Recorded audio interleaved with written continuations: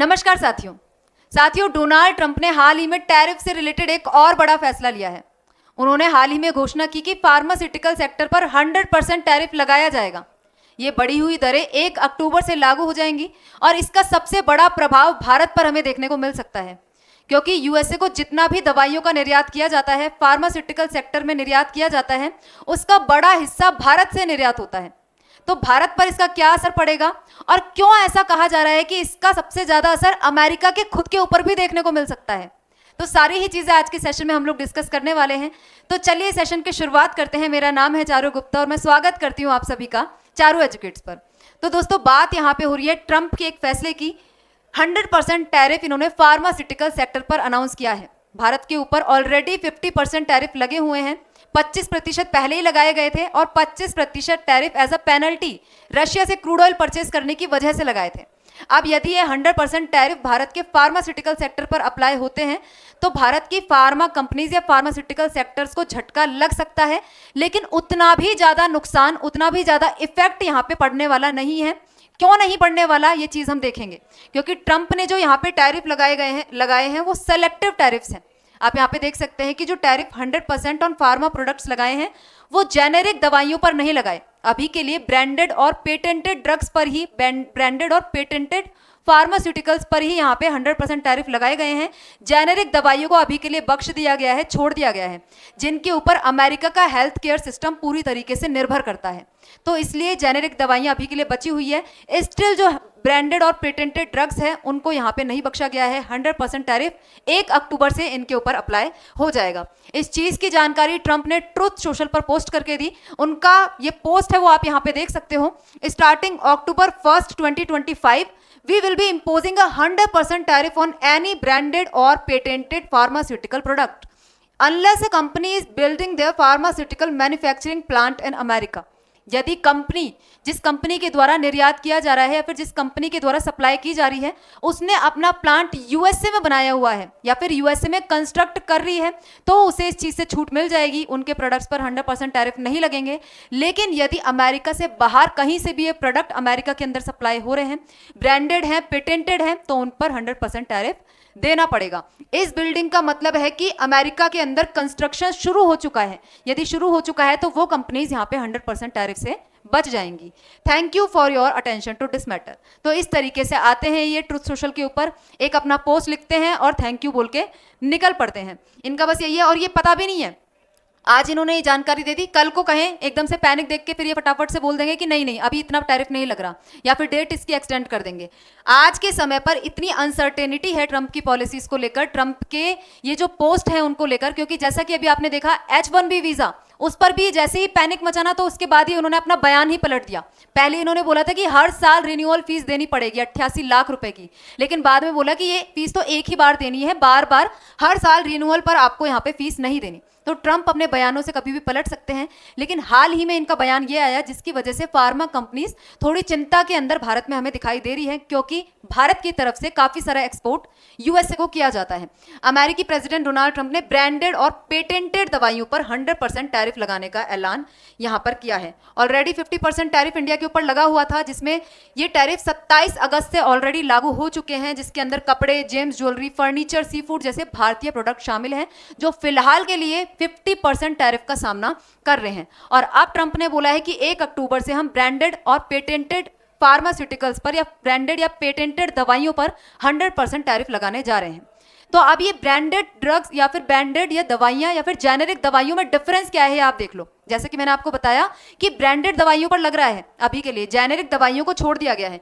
तो ब्रांडेड और जेनेरिक दवाइयों की यदि बात की जाए तो ब्रांडेड दवाइयां थोड़ी महंगी होती है, नाम से आपको पता चल रहा है। वैसे भी हम जब बात करते हैं तो हम देखते हैं कि जो ब्रांडेड क्लोथ्स हैं या ब्रांडेड कुछ भी सामान है वो महंगा आता है। क्यों आता है? क्योंकि उसमें ब्रांड की वैल्यू ऐड होती है। तो यहाँ पे भी यदि कोई कंपनी अच्छे से रिसर्च करके, काफी सारा रिसर्च एंड डेवलपमेंट में पैसा खर्च करके किसी एक फॉर्मूले का निर्माण करती है, किसी दवाई का मैन्युफैक्चर करती है, उसे बनाती है, तो उस पर बहुत सारा खर्चा होता है। रिसर्च करने पे खर्चा होता है ना। यदि आप कोई वैक्सीन डेवलप कर रहे हो या फिर कोई दवाई का फॉर्मूला डेवलप कर रहे हो तो उसमें पैसा लगता है। तो कंपनी जब वो दवाई बना लेती है, उस फॉर्मूले को डेवलप कर लेती है, तो उसे पेटेंट करवा लेती है। अब यदि पेटेंट हो गया 10 साल का, 20 साल का, 30 साल का, तो उस टाइम पीरियड के अंदर केवल वही कंपनी उस फॉर्मूले से दवाइयां बना सकती है, कोई और कंपनी उससे दवाइयां निर्मित नहीं कर सकती। और जितना भी पैसा रिसर्च और डेवलपमेंट में खर्च किया था उसमें थोड़ा सा प्रॉफिट ऐड करके कंपनी यहाँ पे उस दवाई को बेचती है, और इस दवाई की वैल्यू नॉर्मली बहुत ज़्यादा होती है, क्योंकि उनको अपने रिसर्च और डेवलपमेंट का पैसा यहाँ पे निकालना होता है। अब जब इनका 20 साल का वो टाइम पीरियड यहाँ पे ख़त्म होता है, ये अपना कॉस्ट को रिकवर कर लेती है, अपना प्रॉफिट यहाँ पे निकाल लेती है। उसके बाद उसी फॉर्मूले से दवाइयाँ जो बाद में बनाई जाती है, जो ब्रांडेड नहीं होती, पेटेंटेड नहीं होती, लेकिन फॉर्मूला इनका इस्तेमाल किया जाता है। 20 साल आपने अपना फॉर्मूला पेटेंटेड करवा के रखा था, अब वो फॉर्मूला मार्केट में आ गया जो कि पेटेंटेड नहीं है, उस पर और भी कंपनीज दवाइयाँ बना सकती हैं, तो उसे हम बोलते हैं जेनेरिक दवाई। तो यहाँ पे ब्रांड वैल्यू इसके अंदर ऐड नहीं होती। ये वो दवाइयाँ होती है जो ब्रांडेड दवाई का पेटेंट खत्म होने के बाद बाजार में आती है। ये ब्रांडेड दवाई के समान फॉर्मूले का इस्तेमाल करके बनाई जाती है। फॉर्मूला सिमिलर ही है, लेकिन इसमें अब एक्स्ट्रा वैल्यू ऐड नहीं है। ये वैल्यू ऑलरेडी यहाँ पे जिस कंपनी ने दवाई को बनाया था, फॉर्मूले को बनाया था, वो वैल्यू वो अपना वापस से प्रॉफिट ले चुकी है। अब यहाँ पे प्रॉफिट की जरूरत नहीं है, इसका कोई पेटेंट नहीं होता, क्योंकि ये पहले से ही मौजूद फॉर्मूले की नकल होती है। जेनेरिक दवा बनाने वाली कंपनियों को रिसर्च का खर्चा नहीं करना पड़ता, तो ये इसकी कीमत भी ब्रांडेड दवाइयों से सस्ती होती है, और सस्ती बहुत ज़्यादा सस्ती होती है। 80 से 90% तक का अंतर आपको देखने को मिलेगा। यदि मार्केट में कोई एक टैबलेट 100 रुपए की मिल रही है ब्रांडेड वाली, तो आपको जेनेरिक दवाई 10 से 20 रुपए के अंदर मिल सकती है। इतना अंतर यहाँ पे देखने को मिलता है। अब जो ट्रंप ने टैरिफ्स लगाए हैं वो ब्रांडेड दवाइयों पर लगाए हैं, पेटेंटेड दवाइयों पर लगाए हैं। जेनेरिक दवाइयां इनके ऊपर अभी के लिए टैरिफ नहीं लगेगा, क्योंकि ये जेनेरिक दवाइयों का भारत काफ़ी बड़ा निर्माता है, और यूएसए को सप्लाई भी काफ़ी ज़्यादा भारत के द्वारा की जाती है। यूएसए का हेल्थ केयर सिस्टम जो कि ऑलरेडी बहुत महंगा है, यदि इन जेनेरिक दवाइयों पर यहाँ पे टैरिफ लगा दिया जाता है तो यूएसए के अंदर दवाइयाँ और भी ज़्यादा महंगी हो जाएंगी। वहाँ पे यदि टैरिफ लगाए जाएंगे तो यहाँ की दवाइयाँ वहाँ पे महंगी मिलेगी। यहाँ पे तो जेनेरिक है, वहाँ पे एक्स्ट्रा 100% आप टैरिफ लगा दोगे तो बात तो वही रहेगी ना। उसका हर्जाना भुगतना पड़ेगा यूएसए के हेल्थ केयर सिस्टम को, यूएसए के पेशेंट्स को, यूएसए के मेडिकल क्षेत्र के अंदर यूएसए की जनता को। तो इस वजह से जेनेरिक दवाइयों को अभी के लिए छोड़ दिया गया है। जेनेरिक दवाइयों का दुनिया में सबसे बड़ा निर्यातक भारत है। भारत सबसे बड़ा निर्यातक जेनेरिक दवाइयों का है। इसके अंदर आप देखोगे कि भारत की जो जेनेरिक दवाइयां हैं, अमेरिका को जो एक्सपोर्ट की जाती है, सबसे बड़ी मात्रा में, सबसे बड़ा जो अमाउंट है यूएसए को एक्सपोर्ट किया जाता है। यदि आप 2024 की बात करो तो भारत ने अमेरिका को लगभग 8.73 अरब डॉलर की 77,000 करोड़ रुपए की दवाइयां अमेरिका को भेजी हैं, जो भारत के कुल दवा एक्सपोर्ट का 31% है। तो दोस्तों आप 30% तक लगभग भाग यूएसए को एक्सपोर्ट कर रहे हैं। तो ये काफ़ी बड़ा अमाउंट है, काफ़ी बड़ा नंबर है, जिसकी वजह से कहा जाता है कि इंडिया भी यूएसए के ऊपर डिपेंडेंट है। इंडिया के लिए यूएसए एक बड़ा मार्केट है, और जितना भी एक्सपोर्ट अब तक किया जा रहा था उस पर 0 टैरिफ्स थे, किसी भी तरीके का कोई टैरिफ नहीं लगाया गया था। हालांकि जो इंडिया यूएसए से कुछ दवाइयां इंपोर्ट करता है, इंडिया उस पर 10% तक लगभग टैरिफ लगाया करता था, 10 point something percent tariff India लगाता था। लेकिन यूएसए इंडिया के द्वारा एक्सपोर्ट की जाने वाली दवाइयों पर, जेनेरिक दवाइयों पर कोई भी टैरिफ अब तक नहीं लगा रहा था। लेकिन अब जो ब्रांडेड और पेटेंटेड दवाइयां हैं उन पर 100% टैरिफ यहाँ पे लगाया जाएगा। अब तक दोनों पर किसी भी तरीके का कोई टैरिफ नहीं था। इसके साथ ही अमेरिका के अंदर यदि आप इसकी इंपॉर्टेंस देखो तो आपको पता चलेगा कि अमेरिका में जो डॉक्टर्स हैं, जितने भी प्रिस्क्रिप्शन लिखते हैं, हर 10 में से 4 प्रिस्क्रिप्शन ऐसे होते हैं जो कि इंडिया की कंपनी के द्वारा निर्मित किए जाने वाली दवाइयां होती हैं। मतलब भारतीय कंपनियों ने जो दवाइयां बनाई हैं, वो यूएसए के डॉक्टर जो दवाइयां प्रिस्क्राइब करते हैं, उसमें से 10 में से 4 दवाइयां भारतीय कंपनियों के द्वारा बनाई जा रही हैं। तो कितना बड़ा रोल यूएसए के हेल्थ केयर सेक्टर में भारतीय कंपनियां निभाती हैं। अब यदि यहाँ की जो दवाइयां हैं 100% टैरिफ का सामना वहाँ पे करने वाली है, इंडियन कंपनीज को 100% टैरिफ का सामना करना पड़ेगा, तो उनकी दवाइयाँ वहाँ महंगी हो जाएगी और इनके ऊपर काफ़ी बुरा प्रभाव यहाँ पे पड़ने वाला है। भारत की बड़ी फार्मा कंपनियाँ जैसे कि डॉक्टर रेड्डीज है, सन फार्मा है, ल्यूपिन है, सिर्फ जेनेरिक दवाइयाँ ही नहीं बेचती, बल्कि ये ब्रांडेड या पेटेंटेड ड्रग्स भी बनाती है, ब्रांडेड और पेटेंटेड दवाइयाँ भी बनाती है। तो इसलिए इनके ऊपर प्रभाव यहाँ पे पड़ने वाला है। लेकिन अगेन जेनेरिक दवाइयों को छोड़ दिया गया है, इसलिए उतना ज़्यादा प्रभाव नहीं पड़ेगा, लेकिन फिर भी कुछ मात्रा में इनको यहाँ पे सामना करना पड़ेगा अमेरिका के टैरिफ्स का।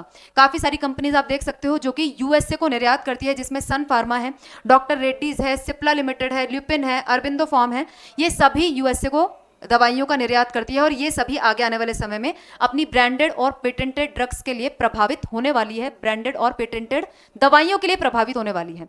अब यदि आप बात करो कि ब्रांडेड दवाओं पर टैरिफ लगाने का फैसला ट्रंप ने क्यों लिया, क्योंकि ट्रंप का कहना है कि उत्पादन बढ़ाने के लिए, यूएसए के अंदर उत्पादन बढ़ाने के लिए मैंने ये फैसला लिया है। यूएसए ने बोला, मतलब ट्रंप का मानना है कि यदि बाहर की कंपनीज पर टैरिफ लगाए जाएंगे, बाहर से फार्मास्यूटिकल्स को यूएसए के अंदर आने से रोक दिया जाएगा, तो यूएसए के अंदर प्रोडक्शन शुरू हो जाएगा। क्योंकि ये कह रहे हैं ना इन कंपनी से, यदि आप यूएसए के अंदर बिल्ड करते हो, यूएसए के अंदर प्रोडक्शन करते हो, तो आपके ऊपर टैरिफ नहीं लगाए जाएंगे। ट्रंप का मानना है कि जो यूएसए है वो बाहर के देशों पर फार्मास्यूटिकल्स के लिए काफ़ी ज़्यादा डिपेंडेंट है, और इतनी डिपेंडेंसी नेशनल सिक्योरिटी के लिए ठीक नहीं है। इसलिए नेशनल सिक्योरिटी को देखते हुए इस तरीके के टैरिफ्स हमें लगाने पड़ेंगे। हर चीज़ को ये नेशनल सिक्योरिटी से जोड़कर एक एक्ट का इस्तेमाल करके, यहाँ पे ट्रेड एक्सपेंशन एक्ट है उसका इस्तेमाल करके नेशनल सिक्योरिटी का हवाला देके टैरिफ लगातार एक पे एक चीज पर लगाए जा रहे हैं। इसके साथ ही जेनेरिक दवाइयों पर टैरिफ क्यों नहीं लगाया गया? क्योंकि जेनेरिक दवाएं ब्रांडेड दवाओं से 80 से 90% सस्ती होती है। यूएसए के हेल्थ केयर सिस्टम के लिए बहुत जरूरी है। अगर जेनेरिक दवाइयों पर भी 100% टैरिफ लगा दिया तो उनकी कीमत बहुत ज्यादा बढ़ जाएगी और इसका नुकसान उठाना पड़ेगा अमेरिका के नागरिकों को। और अमेरिका के नागरिकों के लिए स्वास्थ्य सेवाएं, health care system, health care cost काफी महंगी हो जाएगी। और हेल्थ केयर सिस्टम जो कि अमेरिका में ऑलरेडी बहुत ज्यादा महंगा है, ऑलरेडी बहुत ज्यादा कॉस्टली है, उसकी कॉस्ट और ज्यादा बढ़ जाएगी और यूएसए के प्रेसिडेंट के ऊपर इस चीज का बैकलैश आगे आने के समय में देखने को मिल सकता है। इसलिए फिलहाल के लिए जेनेरिक दवाइयों को छोड़ दिया गया है और ब्रांडेड पेटेंटेड ड्रग्स को यहाँ पे, ब्रांडेड और पेटेंटेड दवाइयों को यहाँ पे टारगेट किया गया है। इसके साथ ही आप देख सकते हो और भी चीजों पर अनाउंस किया गया है ट्रंप के द्वारा टैरिफ्स। किचन कैबिनेट है, बाथरूम वैनिटी है, इन पर भी 50% टैरिफ लगा दिए गए हैं। इसके अलावा यदि आप बात करो बड़े ट्रक्स, उन पर भी 25% टैरिफ का ऐलान यहाँ पे किया गया है, जिससे कि अमेरिका की जो ट्रक बनाने वाली कंपनीज हैं, जैसे कि आप देख सकते हो पीटरबिल्ट है, केनवर्थ है, फ्रेटलाइनर है, मैक ट्रक्स हैं, तो इनको यहाँ पे फायदा हो। ये जो यूएसए के अंदर ट्रक बना रही हैं कंपनियां, उनको कम कंपटीशन का सामना यहाँ पे बाहर के देशों से करना पड़े। इस वजह से यहाँ पे अमेरिका के द्वारा लगातार टैरिफ्स लगाए जा रहे हैं डिफरेंट प्रोडक्ट्स पर, और जिसमें से सबसे मेजर है फार्मास्यूटिकल सेक्टर्स, जो कि काफी इंपॉर्टेंट होता है किसी भी देश के लिए। क्योंकि आप देखोगे कि फार्मास्यूटिकल्स या फिर दवाइयां ऐसी चीज है जिसकी डिमांड होती है, इसकी डिमांड को इन इलास्टिक बोला जाता है। क्योंकि यदि जरूरत है तो चाहे दवाई कितनी भी महंगी मिल रही है आपको खरीदनी पड़ेगी, और यदि जरूरत नहीं है तो दवाई चाहे कितनी भी सस्ती हो आप उसको नहीं खरीदोगे। चाहे दवाई यदि कोई पहले 100 रुपए की मिल रही थी, आज 5 रुपए की मिल रही है, लेकिन आपको जरूरत ही नहीं है तो आप उस दवाई को खरीद के क्या करोगे? लेकिन यदि आपको जरूरत है, जीवने मरने का सवाल है, तो यदि वो दवाई 1000 रुपए की भी मिल रही है तो भी आप उसे खरीद के लाओगे। तो इस चीज का टैरिफ का यहाँ पे इंपैक्ट ज्यादा इसलिए नहीं पड़ेगा क्योंकि यदि यूएसए के नागरिकों को जरूरत लगेगी ब्रांडेड ड्रग्स की तो उनको फिर भी खरीदनी ही पड़ेगी। फिलहाल के लिए जो जेनेरिक दवाइयों को छोड़ दिया गया है, यदि उन पर 100% टैरिफ लगाया जाता तब अमेरिका के हेल्थ केयर सिस्टम को काफी ज्यादा नुकसान यहाँ पे हो सकता था। अब भारत अमेरिका को कुल 7.59 लाख करोड़ का निर्यात यहाँ पे करता है। टोटल निर्यात सभी सेक्टर्स को मिला के इतना सारा भारत के द्वारा किया जाता है, जिसमें मशीनरी है, इलेक्ट्रॉनिक्स है, ड्रग्स और फार्मा है, जिसका 12.15% पार्ट है, जिसको अभी आपके लिए हम यहाँ पे डिस्कस कर रहे हैं, जिसमें ब्रांडेड ड्रग्स पर अभी आप देख सकते हो टैरिफ लगाया गया है 100%। रत्न और ज्वेलरी है, रेडीमेड गारमेंट्स है, केमिकल्स है, पेट्रोलियम प्रोडक्ट्स है और बहुत ही और भी सारी चीजें। हर चीज पर आपको देखोगे कहीं ना कहीं टैरिफ लगे हुए यूएसए की तरफ से मिल जाएंगे, और इंडिया फिलहाल के लिए 50% टैरिफ का तो ऑल टुगेदर सामना कर ही रहा है। और अब सेक्टर स्पेसिफिक यहाँ पे ट्रंप के द्वारा 100%, 50%, 25% टैरिफ इस तरीके से अनाउंस किए जा रहे हैं, जिससे सेक्टर स्पेसिफिक नुकसान भारत को यहाँ पे आगे आने वाले समय में हो सकता है। और यह हालांकि इसका अमेरिका के ऊपर भी असर पड़ेगा, लेकिन ट्रंप का कहना है कि आगे आने वाले समय में यूएसए को इससे लॉन्ग रन में फायदा होने वाला है। अब यदि बात करें इसके स्ट्रेटेजिक इंपैक्ट की, तो अमेरिका का मेक इन अमेरिका, ट्रंप का जो मेक इन अमेरिका या फिर मागा जो मूवमेंट है, मेक अमेरिका ग्रेट अगेन, उसको आगे बढ़ाने के लिए ट्रंप के द्वारा इस तरीके का डिसीजन लिया गया है, जिससे कि अमेरिका के अंदर प्रोडक्शन शुरू हो और अमेरिका दूसरे देशों के ऊपर इतना ज्यादा निर्भर नहीं रहे। साथ ही भारत के लिए एक जरूरी है कि भारत अन्य देशों में अपना मार्केट तलाशे। जैसा कि हमने देखा 31% एक्सपोर्ट ऑलरेडी इंडिया का यूएसए को किया जाता है। टोटल एक्सपोर्ट में से 31% के लिए अमेरिका पर हम लोग निर्भर हैं। तो यहाँ पे इतनी डिपेंडेंसी अमेरिका के मार्केट पर भी ठीक नहीं है। हमें और अपना मार्केट देखना पड़ेगा, अपने मार्केट को डाइवर्सिफाई करना पड़ेगा, जिससे अमेरिका यदि इस तरीके के कोई भी डिसीजन लेता है तो आगे आने वाले समय के लिए हम तैयार रहें, भारत के ऊपर उतना ज़्यादा इम्पैक्ट ना पड़े जितना इम्पैक्ट आज के समय पर अमेरिका के इस तरीके के डिसीजन लेने की वजह से भारत के ऊपर पड़ रहा है। तो आप लोगों का इस चीज पर क्या मानना है? अमेरिका के इस तरीके के डिसीजंस को भारत को किस तरीके से डील करना चाहिए? क्या भारत को भी रिटेलिएटरी टैरिफ यूएसए के ऊपर लगाने चाहिए, या फिर भारत को और लॉन्ग रन में फायदे पहुंचाने वाली चीजों पर फोकस करना चाहिए, जैसे कि अपने ट्रेड मार्केट्स को डाइवर्सिफाई करना? अपनी राय कमेंट बॉक्स में जरूर से बताइएगा। मिलते हैं किसी नए मुद्दे के साथ नई वीडियो में। Thank you very much.